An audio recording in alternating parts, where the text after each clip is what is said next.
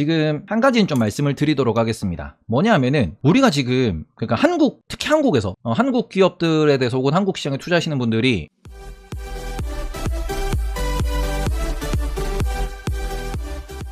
저는 이걸 다른 사람이랑 얘기할 때 하면 다른 데 갈 때마다 항상 이렇게 느끼는 건데 뭐냐 그러면은 한국은 순서를 잘못 배우고 있지 않나라고 생각을 해요. 왜냐 그러면은 보통 우리가 그 수학을 한다라고 했을 때, 영어를 한다라고 했을 때 알파벳을 배우고 난 뒤에 A, B, C, D, E, F, G, H, I, J, K, L, M, N, P 하고 난 뒤에 뭐예요? 단어를 외우지. 그 다음 뭐해? 수거를 외우지. 그지? 그리고 요렇게 하고 난 뒤에 뭐예요? 알파벳 외우고 단어 외우고 수거 외우고 그러면 우리가 독해하는 능력을 기릅니다. 그래서 가장 문제는 뭐예요? 여기서 어떻게 보면 이것에서 가장 문제가 뭐야? 사람들이 그래서 해외 나갔을 때 뭐하냐?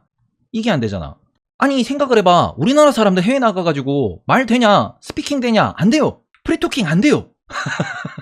그러니까 말 그대로 이게 저는 주식시장도 이런 상황이라고 생각을 하는데 지금 말 그대로 주식을 처음 배우시는 입문하시는 분들 혹은 주식에 대해서 이렇게 접근하시는 분들이 뭐를 점점 심화해 나가냐 그러면은 보통 처음에는 거래량을 보고요. 그러면 어디로 가요? 차트 분석하고요. 그러고 난 뒤에 뭐예요? 수급 분석하고요. 그럼 이렇게 가고 난 뒤에 그 다음에는 우리가 좀 잘 된다 뭔가 내가 뭐 성취했다라고 하면서 뭐예요? 단타라기보다는 그러니까 매매에 치중을 하시죠. 매매. 여기서 빠진 게 뭐냐 그러면은 그래서 우리가 그 기업에 대해서 비즈니스 모델이나 아니면 재무제표를 분석하라고 했을 때 이거 분석할 수 있는 분석을 제대로 하시는 분이 별로 없어. 그러니까 뭐 제 방송을 보시는 분들 같은 경우에는 하도 뭐 섹터가 어쩌고 이 기업이 어쩌고 글로벌 시장이 어쩌고 이런 얘기를 맨날 들으니까 아이 그래 기획 닦지 않겠다 이러면서 조선업 좋다며 뭐 이러고 그지 뭐 어쩌고 저쩌고 이런 얘기하면서 그렇구나 하고 흐름을 잡아 나가시는 분들이 많이 계시는데 제가 항상 주변 나가서 이렇게 질문하고 물어봤을 때 어떻게 보면은 진짜 슈퍼게임이라고 하는 분들 진짜 어떻게 보면은 그 돈을 잘 번다고 하는 분들 머리에 베이직하게 이거는 깔려 있습니다. 뭐 슈퍼김이 박영옥님 이런 분들 양력 살펴보면은 센터장 하시는 분들이에요. 실제로 증권사나 아니면은 경제나 이런 데서 뭐 심사인당님도 한국경제 PD 하시던 분이고요.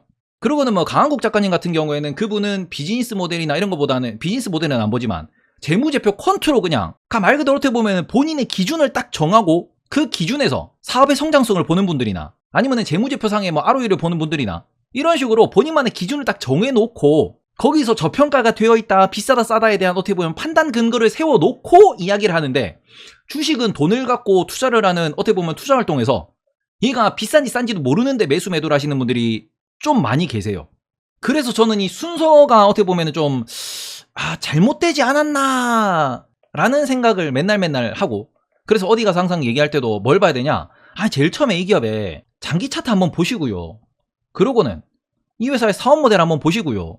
그리고 이 회사에 적어도 재무제표를 내가 전부 다 뜯어보지 못하더라도 돈을 잘 버는지 못 버는지 현금 흐름 한번 보시고요. 그러고는 앞으로 뭐 사업 모델을 포함되겠지만 앞으로 사업 계획도 보셔야지. 그러고 난 뒤에 매수 매도를 고민할 때 가장 중요한 걸 말씀드리는 거는 딱 이거잖아요. 내가 이 어떻게 보면은 기업에 투자를 한다라고 했을 때 내가 투자하는 이유가 뭔데? 투자의 가장 베이직한 근본적인 이 흐름이 뭔데? 이거는 결국 이거거든요. 내가 투자를 하기 위해서는 내 자산을, 내 자본을 성장시키기 위해서고 이 자본 성장을 어디? 위탁하는 거잖아. 누구한테? 기업한테.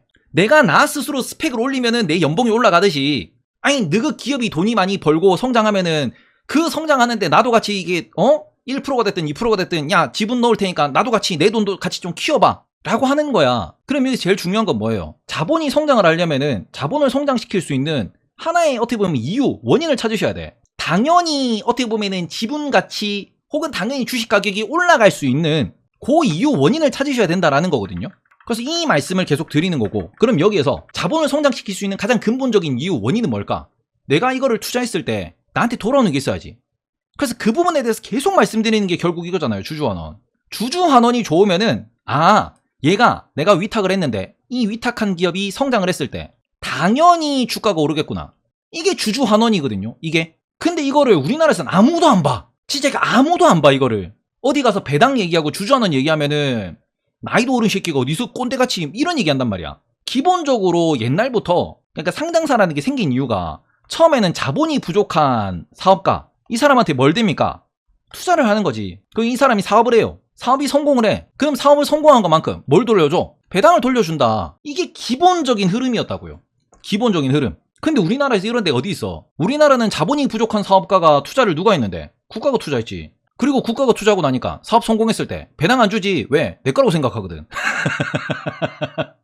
다들 그거잖아. 내가 잘나서 내 인맥 때문에 내가 성공했다고 생각을 하니까. 우리나라는 주주환원으로 오는 게 아니고 일로 가잖아. 이 관점에서 어떻게 보면은 마인드가 바뀌신 분들이 많이 계시니까 마인드가 바뀐 그런 기업들, 주주를 주주답게 챙기는 기업들은 충분히 성장 가능성이 있으면 투자해도 된다라고 말씀을 드리는 거고, 그게 아니면 어떻게 돼요? 투자할 필요 없지. 그래서 우리가 베이스로 생각하는 게 숫자고, 이 숫자에서 주주환원을 항상 배당으로만 생각한다? 요거는 조금 좀 억지일 수 있죠. 왜냐면은 아까 뭐 채팅창에도 올라오는 이거지. 이게 내가 만약에 증설을 한다. 아, 이것도 미래를 위한 투자지. 혹은 또 뭐 할 수 있냐요? M&A 한다. 아, 이것도 미래를 위한 투자야. 올바른 방향으로 M&A 한다 그러면은, 이런 거에 투자를 한다 그러면은 이거는 또 야, 나중에 돈 많이 벌면은 네가 덩치를 더 키울 수도 있겠네.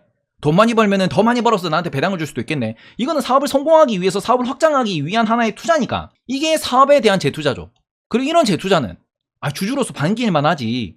이런 관점에서 말씀드리는 게 뭐 심택이라든지 아니면 지금 여러 가지 기업들이 M&A 하고 있는 이런 여러 가지 뭐 LX세미콘 이런 데 있죠. 이런 기업들 같은 경우는 실제로 본인들의 미래를 위해서 재투자라는 거고, 그것들이 안정화되면서 숫자가 더 찍히면은 그러고 난 뒤에 더 많은 돈을 배당할 수 있을 거 아니에요. 더 많은 돈을 벌어들이니까. 근데 이런 부분에 대해서 우리나라의 투자자들, 많은 투자자들이 이거를 전혀 신경을 안 쓰시고 뭐부터 봐요? 이거부터 보지.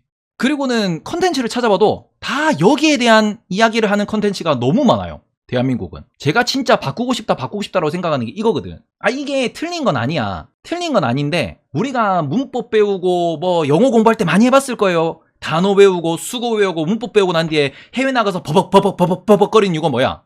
가장 필요한 대화법을 안 배워서 자꾸 여기에 머리가 들어가니까. 삼성전자 뭐 매수 해야 된다. 삼성전자 지금 뭐 싸다 사야 된다 이러면은 재미없잖아. 거래량이 없는데. 재미없잖아. 그거 못 올라가는데. 근데 그 상황에서 확률이 높은 매수법은 지금 대형 종목을 사는 게 맞는 거거든요.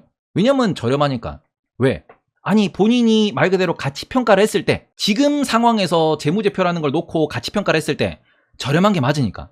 그리고는 얘는 삼성전자라는 건 여전히 성장을 하는 친구로 볼 수 있으니까 느리긴 하겠지만, 그게 아니면은 삼성전자는 같이 성장하는 또 조금 더 중소형주들 있죠. 그런 기업들이 지금 투자해야 되는 그 타이밍, 그 시간대가 맞긴 하거든요. 그런데 여기에서 어떻게 보면 저는 조금 좀 불만인 게, 원전 이런 종목 대해서 막 이렇게 로봇 1호 종목에 대해서 뭐 많이들 말씀을 하시고, 그런데 몰빵 때렸다 이런 분들 많이 계시는데, 단기로는 그러면 돈 벌 수 있는데 그분들이 10년 뒤에 부자 되냐 그러면 10년 뒤에 부자 되기가 어려워요. 우리는 10년 뒤에 부자 되기 위해서 투자를 하는 건데 왜 10년 뒤에 제자리 걸음인 거를 자꾸 반복하냐라는 거죠. 그래서 그 부분에 대해서는 조금 고민을 해보셨으면 좋겠고, 저는 어떻게 보면 맨날 방송하는 이유도, 맨날 똑같이 이렇게 뭐 잔소리 하는 이유도 다들 10년 뒤에 부자 되기 위해서 공부한다고 생각을 하니까 그런 관점에서 조금 바라보셨으면 좋겠습니다. 그래서 어쨌든 요거는 꼭 뭐 제 방송 보시는 분들은 이미 다들 아실 거고, 제가 유튜브 올리기 위해서 다시 한번 말씀을 드리는 건데, 주주환원이 그만큼 중요하다. 그러니까 주주환원 원칙이 없는 기업 같은 경우에는 이번 시장이 지금 이렇게 흔들리는 이런 상황 속에서 시장이 어떻게 보면은 많이 올랐다가 많이 빠졌다가 이렇게 올라오고, 앞으로 위로 간다기보다는 지금 일단 대가리는 숙였는데 많은 전문가가 요거를 예상하고 있습니다. 이렇게 천천히 올라가는 걸 예상하고 있고, 그럼 이 상황에서 이렇게 어떻게 보면 주가가 천천히 올라간다고 했을 때 내 기업이 여기서 이렇게 솟구치면 정말 좋겠지만, 이렇게 솟구치는 기업은 정말 1000개 중에 한두 개일 거고요.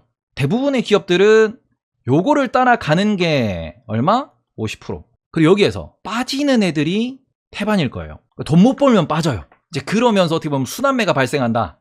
빠지던 애들이 한 놈씩 튀고 또 빠지고, 또 빠지던 애들이 한 놈씩 튀고 또 빠지고, 이게 반복이 될 겁니다.